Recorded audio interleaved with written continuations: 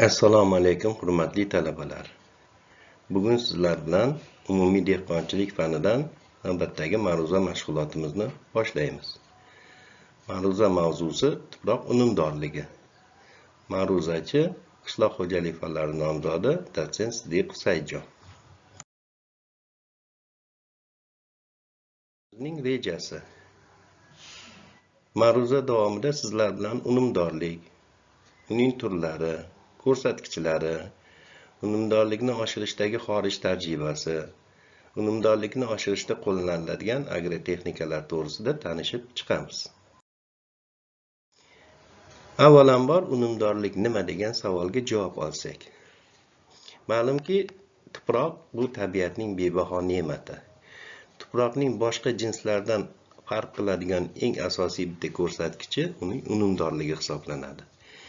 Unumdorlik deganda nima degan savolga javob berish uchun rus olimi Williams tomonidan berilgan ta'rif juda joiz hisoblanadi. Williams ta'rifiga ko'ra, unumdorlik tuproqlarni o'simlikni suv, oziq moddalariga bo'lgan talabini o'z vaqtida yuqori darajada qondirish qobiliyatidir. Aynan ana shu qobiliyati bilan tuproq tog' jinslaridan farq qilib turadi. Dehqonchilikda unumdorlikni ikkita xili ajratiladi. Birinchisi tabiiy unumdorlik, ya'ni inson ishtirokisiz tabiiy omillar ta'sirida yaratilgan unumdorlik. Ikkinchisi sun'iy unumdorlik, antropogen, ya'ni inson omili faoliyatining mahsuloti hisoblanadi.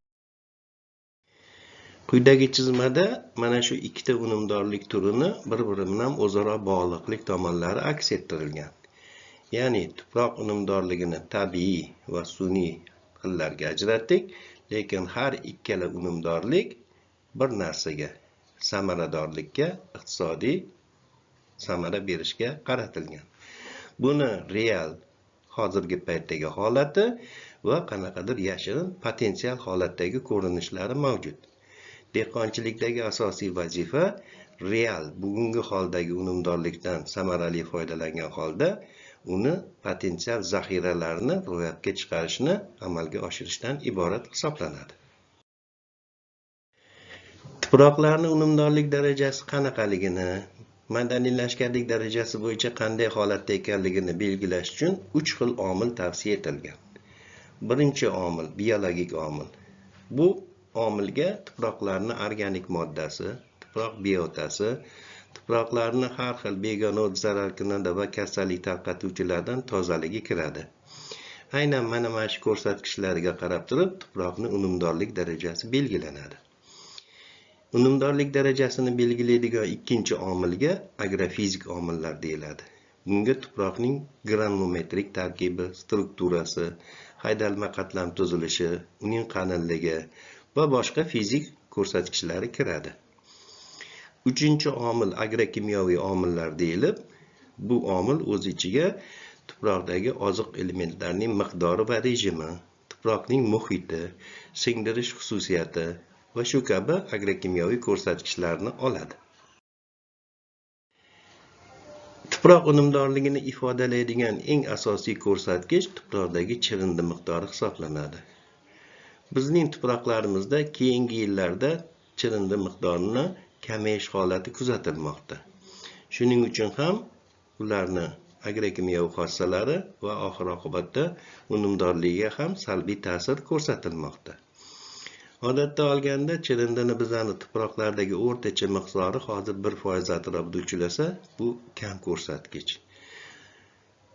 Shuning uchun tuproqlarni chirindiga boyitish va shu orqali unumdorlikni ko'tarish uchun bizning tuproqlarga muntazam ravishda ilmiy asoslangan holda organik o'g'itlardan foydalanish tavsiya etiladi. Bu borada xorij dehqonchiligidan namuna ibrat olsa arziydi. Hozir sizlarga xorij tajribasi bilan masalan, xorijiy davlatlarda organik o'g'it qo'llash miqdori. Ushbu diagrammaga ko'ra eng ko'p miqdordagi organik o'g'it Gollandiyada, ya'ni har gektarga deyarli 80 tonnaga yaqin organik o'g'it qo'llaniladi. Undan keyingi o'rinlarda Germaniya, Angliya, Fransiya. Lekin bularda ham 20 tonnadan oshiq miqdorda har gektar yerga organik o'g'it solinadi. Qachonki bizning mamlakatimizda organik o'g'it ishlab chiqarish zaxirasi kamligi, butun sug'oriladigan yerlarga yetmasligi sababli 5, 4, juda bo'lsa bir 6 tonna gektariga miqdorida organik o'g'it ishlatiladi. Bu narsa o'z navbatida gumus miqdoriga ta'sirini ko'rsatadi.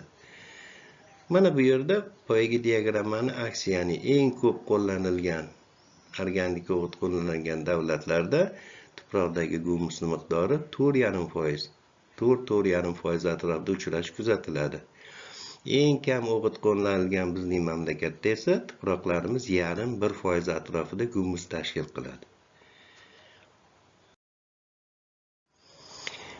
Tuproq unumdorligini oshirishda asosiy agrotexnik tadbirlardan biri almashlab ekish hisoblanadi. Almashlab ekishni ilmiy asoslangan holda yo'lga qo'yish tuproq unumdorligini saqlash, ayrim hollarda oshirish darajasiga olib boradi. Shuning uchun keyingi paytlarda almashlab ekish sxemasini tuzayotganda faqat paxta g'alla bilan chegaralanib qolmasdan almashlab ekish tizimiga, sxemasiga bedani ulushini ham kiritish tavsiya etilmoqda. Bedani juda muhim xususiyatlari bo'lib, ulardan birinchisi chorva uchun to'yimli hosildor ekin hisoblanadi.